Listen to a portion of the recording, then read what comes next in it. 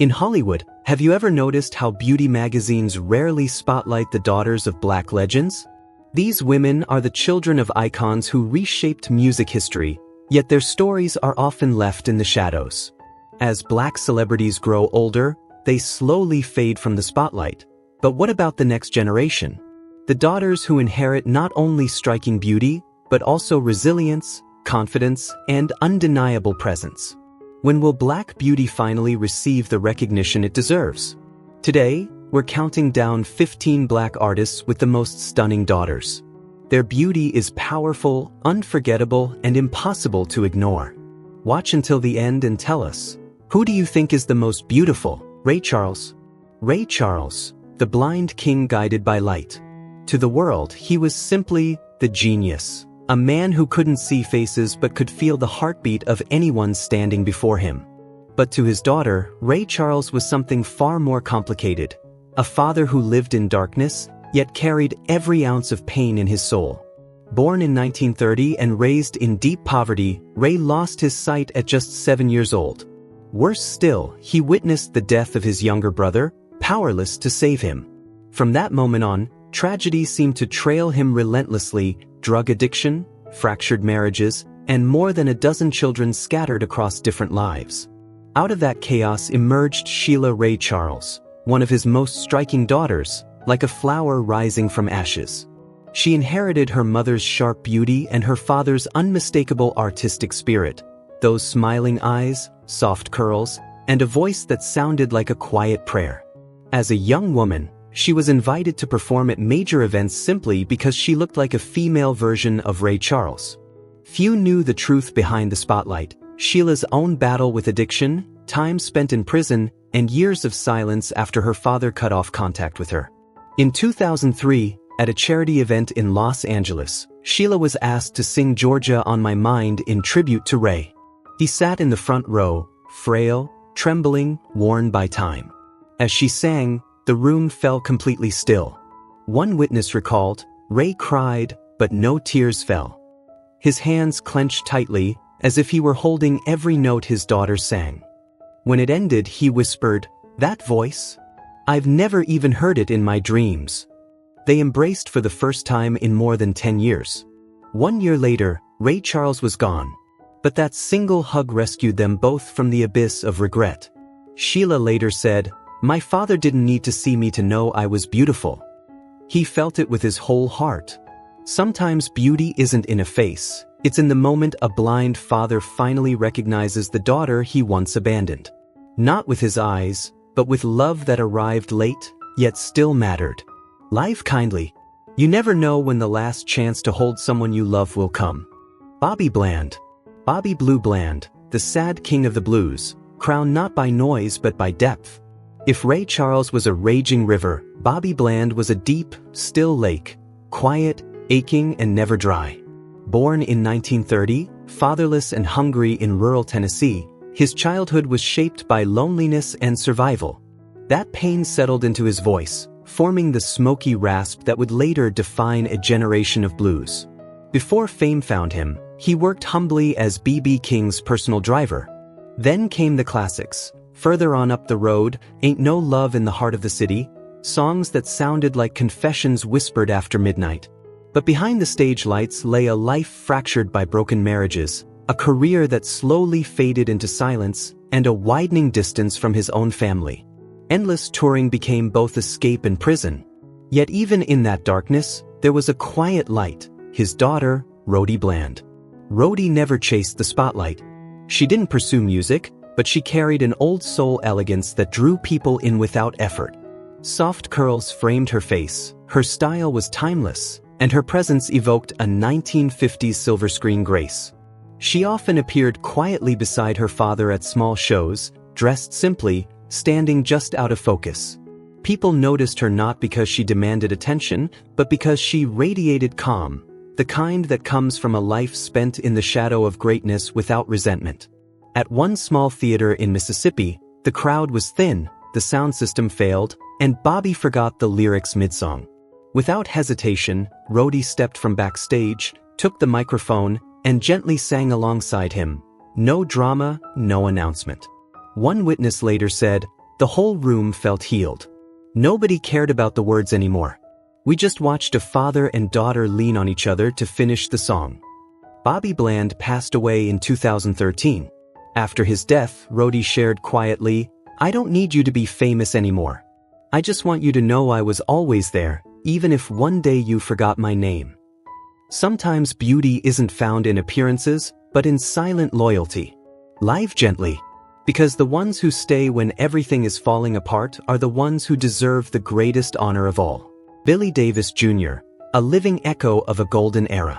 With his rich, spellbinding voice, Billy once captured America's heart as a founding member of the legendary Fifth Dimension in the 1960s and 70s. From grand arenas to intimate stages, the group ruled the airwaves, wrapping the nation in a soulful pop dream with anthems like Aquarius/Let the Sunshine In. But behind the fame was a childhood marked by hardship. Raised in poverty in Missouri, Billy grew up surrounded by domestic violence, fractured homes, and a deep sense of abandonment, pain he swore his own children would never inherit. Then came his daughter, Crystal, a quiet bloom untouched by hype or headlines. With her classic curls, soulful eyes, and effortless style, she looked like she had stepped straight off the cover of Jet magazine in 1974. One journalist called her a soft rebirth of black retro soul, but beauty was only the surface. Behind it lived years of growing up in the long shadow of a famous last name. In a rare interview, Crystal once broke down in tears. "It took me decades to stop hating the name Davis," she admitted. "People didn't see me, they saw a failed imitation of my father."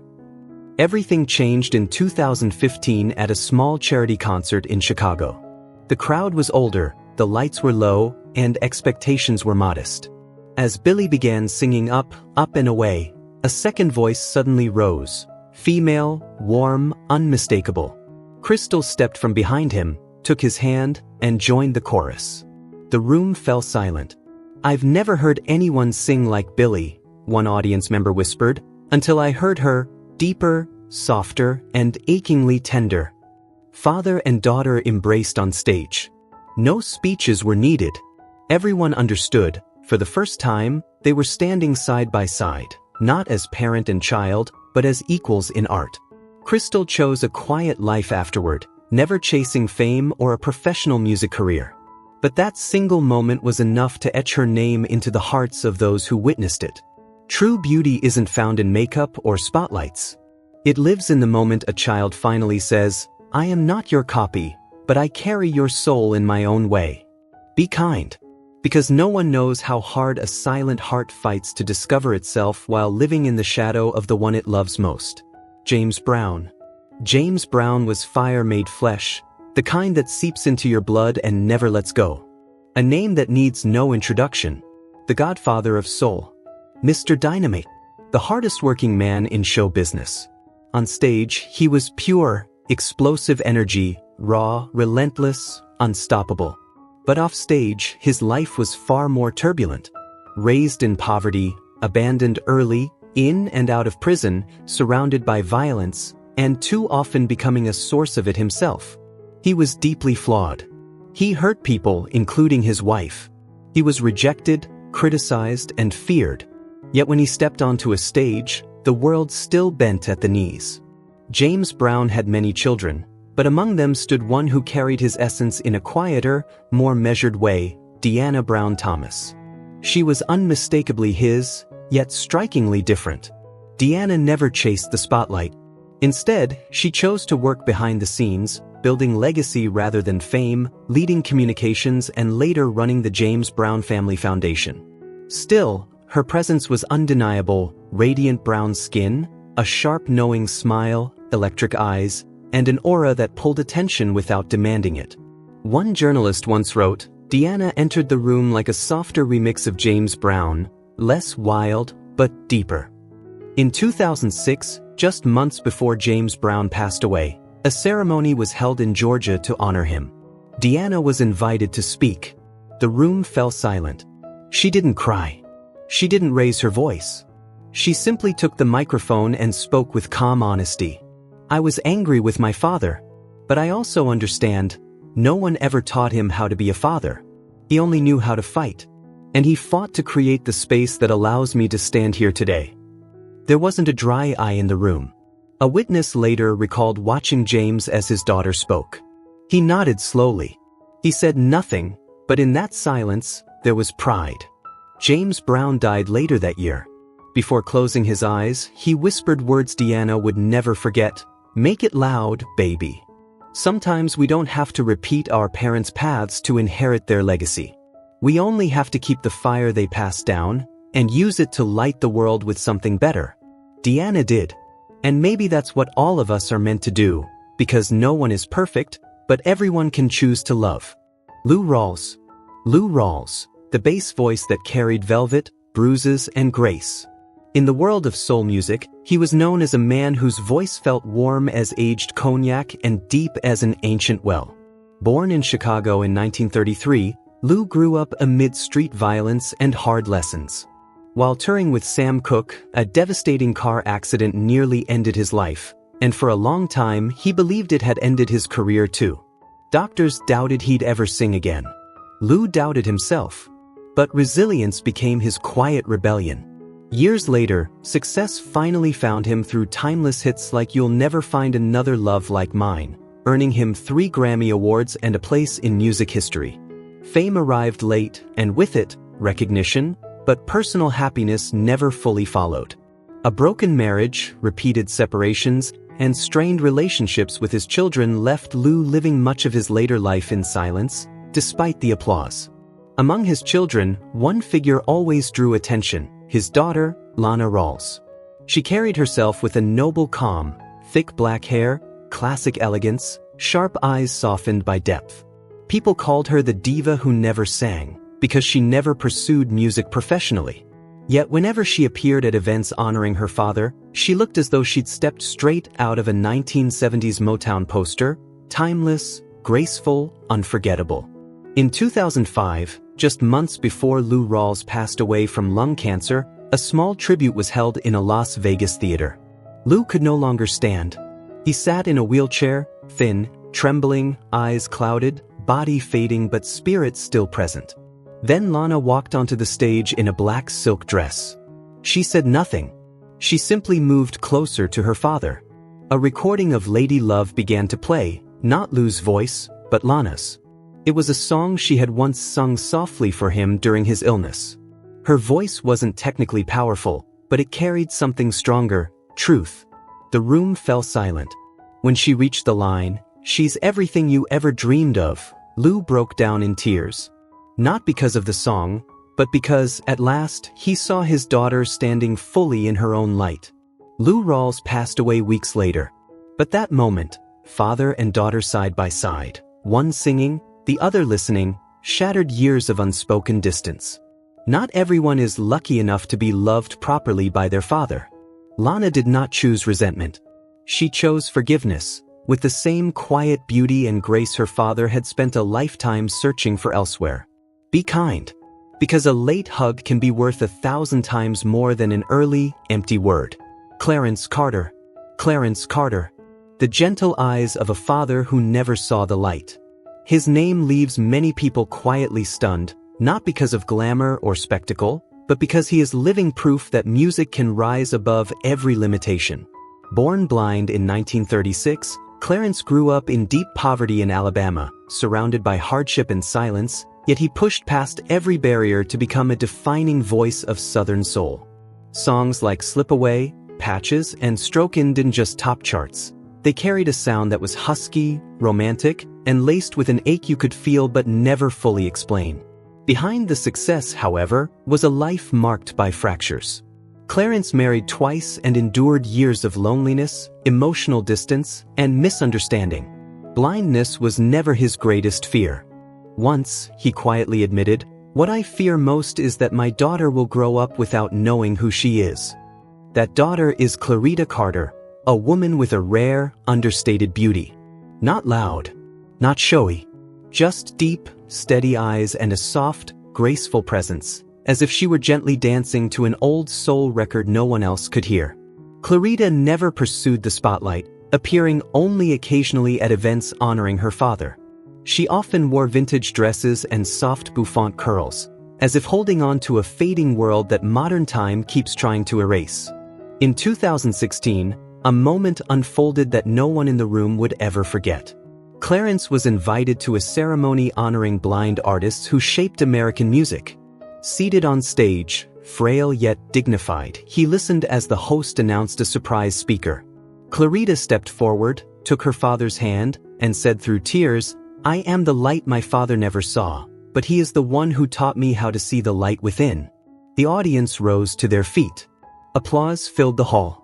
Clarence smiled softly and whispered, "You just did what I wanted my whole life." For years, Clarita had been angry, distant from a father who always seemed absent, present only through a voice on the radio. But with time, she understood that some love doesn't need to be seen to be profound. Live gently.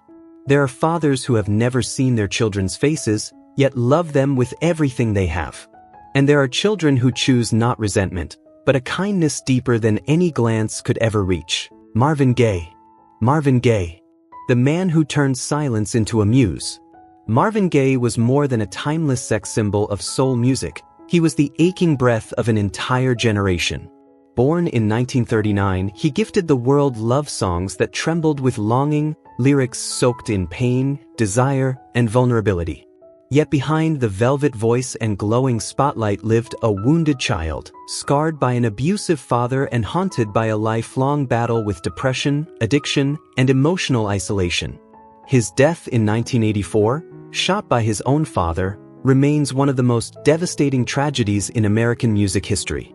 Among the children he left behind, Nona Gaye stands as the most quietly unforgettable. She inherited her father's deep brown eyes, his proud high cheekbones, and a presence that blends old-school elegance with modern edge. As a model, singer, and actress, she commanded the screen, most memorably in The Matrix, carrying herself with confidence and poise. But behind that strength lived a woman who spent her life in the long shadow of a legend, and a wound that time never fully healed.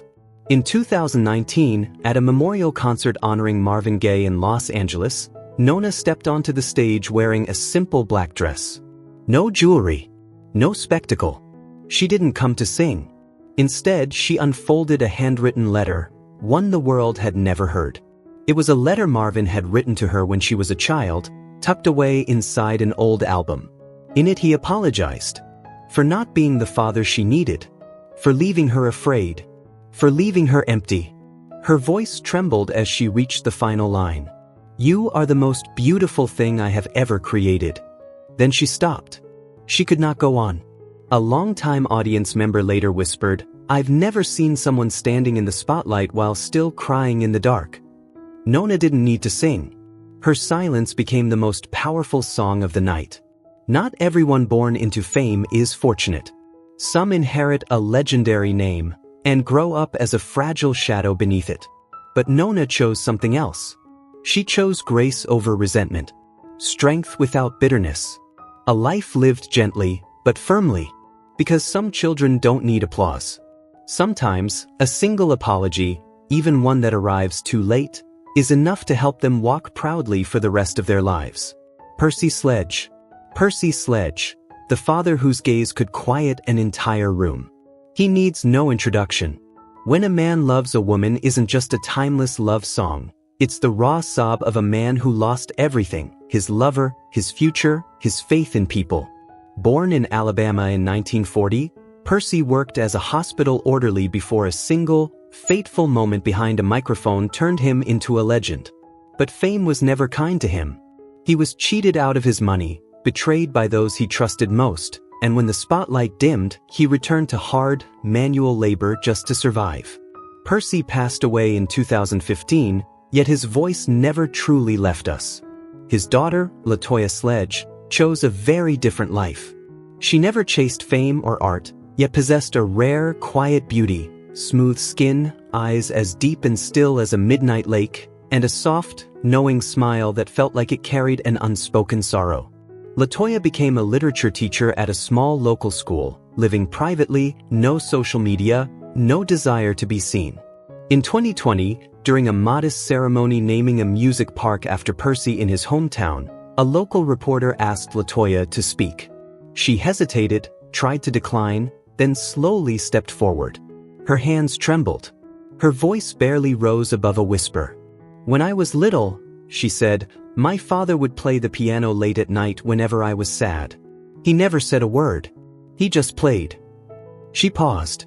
"I don't know if he was apologizing or missing my mother, but I know he loved me." The crowd fell completely silent. One organizer later said, "No one remembers her exact words, but everyone felt like Percy had returned, right there in her eyes." LaToya never had a big career, no titles, no spotlight, yet she carries something far more lasting, the quiet depth her father left behind. Not his voice, but his emotion. Live gently, because some children don't need to be seen. They only need to be felt. And sometimes, a single look can bring a departed soul back to life. Thank you for staying with us through 8 legendary faces. Artists who gave the world immortal music and left behind daughters who quietly touched hearts. This journey isn't just about beauty. It's about memory, pain, and the silent love of fathers. But tell us, have you ever wondered if the children of legends sometimes carry the heaviest burden of all? Watch until the end and share your honest thoughts. Smokey Robinson. Smokey Robinson, the poet of love, and the daughter who quietly carried the tenderness of his songs in her soul. To the world, Smokey is cherished for his honeyed melodies and a voice that could soothe even the heaviest heart. Yet behind that gentle smile lived decades of inner turmoil, stretching from the golden Motown era into the lonely shadows beyond the spotlight. By the late 1980s, Smokey was battling addiction, a fractured personal life, and a series of painful love affairs that left him emotionally worn down. In the middle of that chaos stood an unexpected symbol of redemption: his daughter, Tama Robinson. Born during the darkest chapter of his life, when drugs clouded his judgment and his career teetered on collapse, Tama was sent to live with her grandmother in suburban Michigan. Though raised far from her father, she grew up carrying her mother's quiet grace and Smokey's unmistakable features, those soft, expressive eyes and full, seductive lips that once defined an era of romance. Years later, at the Soul Train Awards, Smokey stepped onto the stage. Just before speaking, he paused. His eyes drifted through the audience and landed on Tama, now a young woman, seated calmly in an elegant blue dress. The room seemed to freeze as he pointed toward her and said softly, "I've written countless love songs, but maybe the first person I should have sung them to was my daughter." Backstage, it said they embraced for a long time.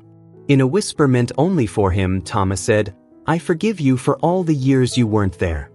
In a rare interview later, Smokey admitted through tears that it was the only moment in his life when he felt loved, purely, and without condition. Today, Tama rarely appears in the public eye. But whenever she does, people can't help but notice her radiant brown skin, her deep, thoughtful eyes, and that gentle smile, instantly recognizable as the daughter of Smokey Robinson. Not everyone born into the light of a legend is meant to shine loudly. Tama chose something rarer, to be a quiet light beside her father, without noise, without vanity, offering him grace, forgiveness, and a reason to live gently for the rest of his life. Wilson Pickett. Wilson Pickett, the king of raw power and his daughter's saving smile.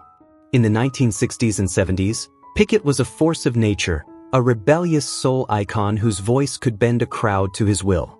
They called him Mr. Control because he could hold an entire audience captive with a single, endless note. But behind the spotlight lived a far darker man. Pickett struggled with emotional instability, abused his wife, and later in life was diagnosed with mild paranoia. As his world unraveled, he drifted away from his children, cutting off contact almost entirely. Yet one daughter never gave up. Loria Pickett kept writing to her father, letter after letter, even though he never replied. She had wide, luminous eyes and a radiant smile, beautiful in the same way her father's music once was at its peak. One night, at a soul music memorial event in Alabama, Loria quietly took a seat in the audience. Wilson, now frail and confined to a wheelchair, was unexpectedly pushed onto the stage. As the lights dimmed, Loria stepped forward and gently took the microphone, singing in the midnight hour. Her voice was soft and fragile, yet overflowing with emotion. The man who once screamed at producers for touching his music suddenly broke down in tears. In a trembling whisper, he told his assistant, "That's my daughter." For the first time in decades, Wilson and Loria held hands before the audience. His tears fell onto the hands of the child who had forgiven him for years of absence and silence. Loria never pursued a singing career, but her beauty and radiant smile remained living proof of everything Wilson had lost and finally found again. Because sometimes, at the edge of life, a father realizes the most precious thing he ever had was never the stage. It was the smile waiting for him in the audience all along.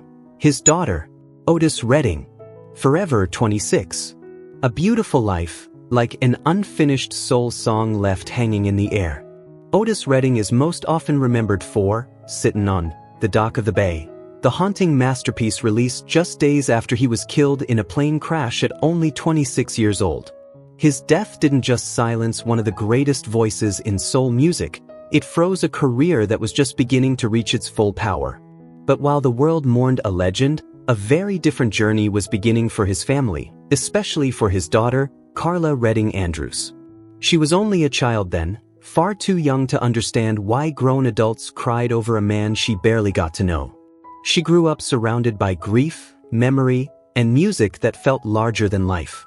As she matured, Carla carried a beauty that was both striking and resolute. Her face bore an uncanny resemblance to her father, those deep, thoughtful eyes and that steady, determined gaze that instantly reminded people of Otis himself. During a memorial talk she once gave to college students honoring her father's legacy, Carla noticed a young man standing quietly at the back of the auditorium, visibly shaken.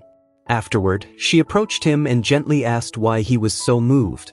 He replied, "I didn't really know who he was until I heard your voice. You brought his spirit back." Though the media repeatedly pushed her to step into music and continue the Redding legacy on stage, Carla chose another path.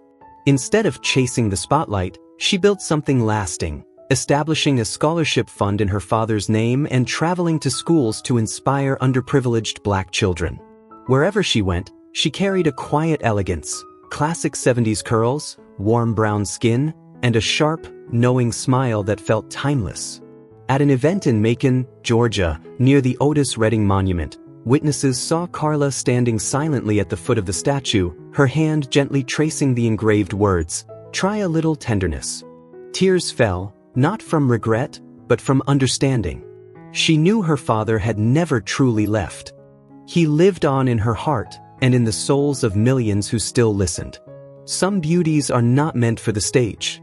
They live on in memory, in purpose, and in responsibility, in the brave eyes of a daughter who carried the last name Redding.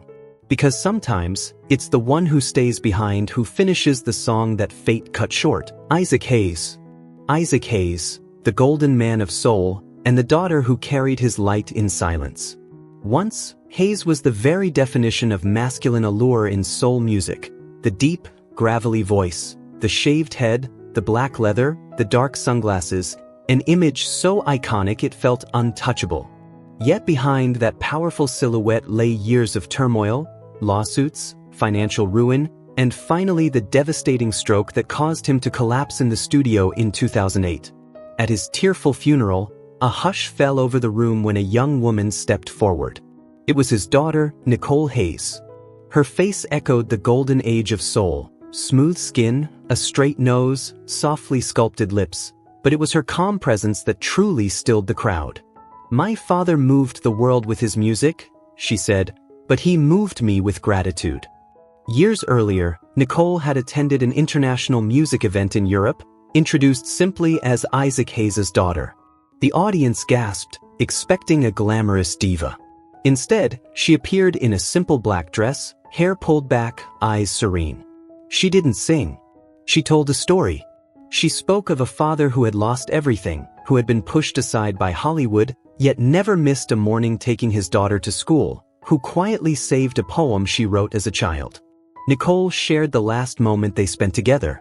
He held her for a long time and whispered, "Nicole, you are the longest and most beautiful song I have ever written." Those were his final words. Since the funeral, Nicole has rarely been seen. But every year, on the anniversary of her father's passing, she wears a white dress and brings flowers to the old recording studio where he once worked. The building manager says she sits there for hours in silence, gazing at his photo on the wall, then smiling. Not all legacies are made of music. Some endure as quiet beauty, not in appearance alone, but in devotion to memory and unspoken gratitude. Nicole Hayes is that legacy, a silent flame, burning gently within the towering shadow of her legendary father. Donny Hathaway, the brilliant father, the fragile flower gifted with a voice that felt heaven-sent. He was often called an angel whose singing could heal wounds no medicine could touch. Yet his life was forever split between breathtaking glory and relentless illness. Diagnosed with paranoid schizophrenia, Donny lived trapped between fear and darkness, even as he composed melodies filled with light and grace. Then, on a cold night in January 1979, he leapt from the 15th floor of New York's Essex House Hotel. He was only 33. His death left an ache that never faded from the music world, and an unfillable void in the heart of his young daughter, Lalah Hathaway, who was just over 10 years old. She lost her father before she could fully understand why his voice could move millions, only knowing that he often stared quietly out the window, as if listening to sounds from another world. As she grew older, Lalah inherited more than her father's unusually warm, velvet-rich voice. She carried his depth, his quiet sorrow, and a soul shaped by longing. Her eyes seemed to study the audience as if reading their memories, their losses. Her face held a rare blend of timeless elegance and modern restraint, unforgettable, haunting. One night at the Apollo Theater during the Donny Hathaway Memorial Concert, Lalah walked onto the stage without makeup or glamour. Dressed simply in a white shirt and black pants, her hair falling naturally, she stood exposed and honest. When the opening notes of A Song for You, the very song her father once sang until it nearly took his breath away, filled the room, the audience fell into complete silence. As she sang, tears streamed down faces, not just because of the melody, but because it felt as if Donny himself was breathing again through his daughter's voice. When the song ended, Lalah didn't bow or say thank you. She looked straight ahead and softly whispered, "Dad, I carried your song beyond the silence." A producer in attendance later said Lalah didn't sing like a diva that night. She sang like someone speaking directly to the dead. Lalah Hathaway never allowed her father to fade into the applause of the past. She chose a quiet life, yet every time she stepped into the light, the nostalgia returned in her eyes. No one could ever replace Donny Hathaway. But Lalah chose to live in a way that preserved the most beautiful part of his soul. Perhaps true beauty isn't found in costumes, perfect faces, or glamorous images. Perhaps true beauty lives in continuity, in a daughter standing where her father once stood, singing the melody he never had the chance to finish. Gil Scott-Heron, a rebel, a poet, a father, and a daughter who feels like unfinished poetry herself. Often hailed as the godfather of rap, Gil Scott-Heron fused jazz rhythms with razor-sharp language, giving voice to rage, truth, and black resistance. Yet his own life played out like a broken symphony. Addiction dragged him through prison cells and off the stage he once commanded. When he died in 2011, he was alone, nearly forgotten, and painfully poor. Still, his words never stopped echoing in the hearts of black youth who found themselves in his verses. What few people know is that his legacy lives quietly through his daughter, Gia Scott-Heron, a woman whose beauty is not loud, but deeply intellectual. Instead of chasing the spotlight, Gia chose academia, becoming a literature lecturer and a symbol of sharp-minded, self-possessed black womanhood. She carries a striking presence, eyes that look as if they were made to read souls, a proud nose bridge, untamed afro hair, and honey-brown skin that recalls a poet from the Harlem Renaissance brought into the present. At a memorial service for Gil Scott-Heron in New York, as speakers praised his music and influence, Gia stepped forward with nothing in her hands. No notes. No performance. Just a story. "When I was a child," she said, "my dad would walk me past graffiti in Harlem. He'd point at the walls and ask, 'What do you see?' When I said, 'I see anger,' he nodded. When I said, 'I see hope,' he smiled and hugged me. Gia didn't cry. But the room did. She's not musical like her father, someone later whispered. But she carries the same weight you feel when you read his poetry alone at night. Gia never tried to turn her father into a saint. In later interviews, she spoke of him as he truly was flawed, struggling, but fiercely devoted to words. When asked if she had regrets, she answered softly, "I regret that no one saw my father's beauty when he sat down to write. His hands were shaking, but his eyes were calm. I regret that the world remembers only the pain he left behind, and forgets the love he poured into words, and into me." Some women don't need a stage to shine. Sometimes all it takes is a notebook, a steady smile, and a simple story to remind us that true beauty isn't about being understood by the world, but about understanding those we love even when they lose their way. Stevie Wonder. Born blind and gifted beyond measure, Stevie Wonder was a true musical miracle from the very beginning. What many people don't know, however, is how painfully humble his childhood really was. Growing up in deep poverty, young Stevie didn't even own a proper instrument. He created melodies by pounding rhythms on the family dining table, humming softly into the darkness while the world passed him by, unaware. From those quiet, overlooked moments, timeless music was born. Stevie rose to heights few artists ever reach, becoming a living legend. Yet behind the accolades and applause, his personal life was filled with turbulence. Divorces, fractured relationships, and the weight of raising children under constant public scrutiny left him carrying a quiet, emotional burden. Among his children, Syreeta Wright has always left the deepest impression on those who speak of Stevie's family. With a gentle beauty and a calm presence like early morning light, Syreeta never sought the spotlight. She wasn't a star on grand stages, but her soft features, warm brown eyes, and healing smile made her unforgettable to anyone who crossed her path. In the autumn of 2003, backstage at a charity concert in Detroit, Syreeta came to visit her father. She wore a pale blue dress, her hair neatly tied back, her face untouched by makeup.